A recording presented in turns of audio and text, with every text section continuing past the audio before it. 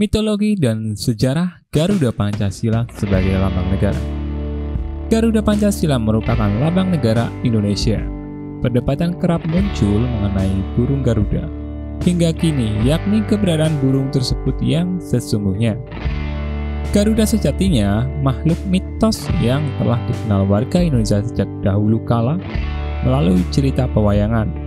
Kisah Garuda juga tertulis dalam kitab Mahabharata dan Purana dari India.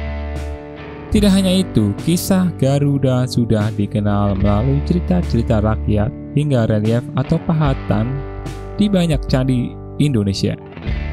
Hal tersebut yang kemudian menjadikan dasar panitia lencana negara menentukan Garuda sebagai lambang negara. Berdasarkan mitologi yang diyakini hingga kini, Garuda merupakan burung yang berani hingga mau berkorban melawan kezaliman hingga titik darah penghabisan. Kisah itu terdapat dalam cerita Ramayana di mana burung itu berhadapan dengan Rahwana hingga kehilangan nyawanya. Ramayana mengisahkan penculikan Sita atau Sinta oleh Rahwana, raja kerajaan Alengka yang ingin mewabininya. Suara tangisan Sita terdengar oleh burung Garuda yang bersahabat dengan Rama atau suami Sita. Dalam cerita Ramayana, Garuda itu kan melawan Rahwana, itu bentuk perjuangan. Waktu Sita dibawa Rahwana, dia mencoba dibebaskan burung Garuda. Kemudian Garudanya mati dibunuh oleh Rawana, kata sejarawan Restu Gunawan. Semangat dan nilai itulah yang diambil bahwa Indonesia harus mempunyai nilai melawan kezaliman, tuturnya. Lahirnya burung Garuda sebagai lambang negara yang bermula setelah Belanda mengakui kedaulatan Indonesia pada tahun 1949. Kala itu, Indonesia dirasa perlu memiliki lambang negara, sehingga disiapkan panitia khusus untuk hal tersebut. Panitia teknis yang dikenal dengan Panitia Lencana Negara dibuat secara khusus di bawah Koordinator Menteri Negara Zoder Portofolio Sultan Hamid II. Muhammad Yamin sebagai ketua dan anggotanya Ki Hajar Dewantara, M.A. Paleau Pesi, Muhammad Natsir serta R.M.M. Porbatjaraka. Mereka ditugaskan untuk menyeleksi usulan rancangan lambang negara melalui sayembara.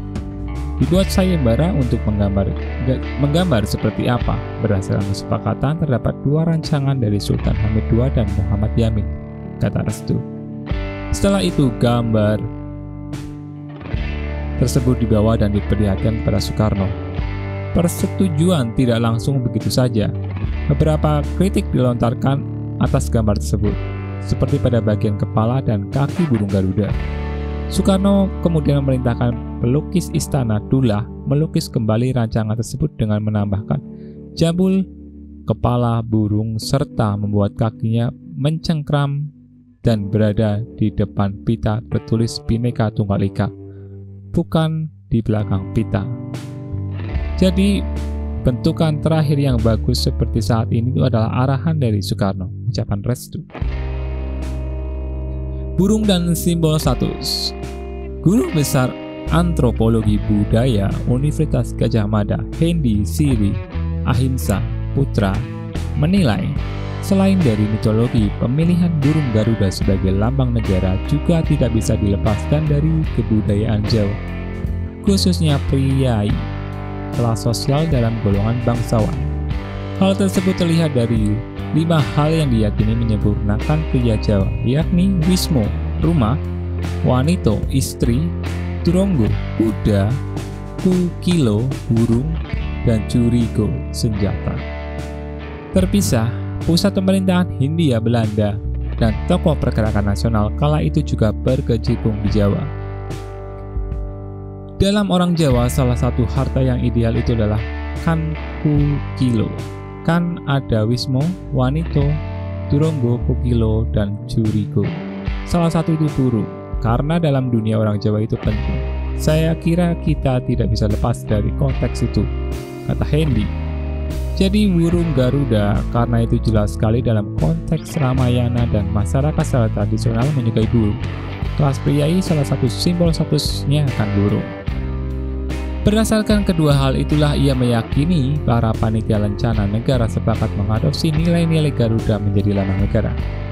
Kalau melihat konteks Indonesia saat itu yang sangat pas, Indonesia sedang berjuang melawan penjajah. Saat itu kan penjajah dari luar, dalam konteks tertentu Belanda disebut sebagai raksasa, seperti Rahwana, makanya dinilai cocok. Pemakaian Garuda Pancasila sebagai lambang negara pertama kali secara resmi dalam Sidang Kabinet Republik Indonesia Serikat pada 11 Februari 1950. Bentuknya pun seperti yang dikenal saat ini, yaitu kepala menoleh ke kanan, simbol-simbol Pancasila di badannya, serta semboyan Bhinneka Tunggal Ika tertulis di atas pita yang dicengkram kaki Garuda. Burung Garuda memiliki 17 helai sayap, 8 helai bulu ekor, 19 helai bulu pangkal ekor, dan 45 helai bulu leher yang melambangkan kemerdekaan Indonesia, yakni 1708-1945.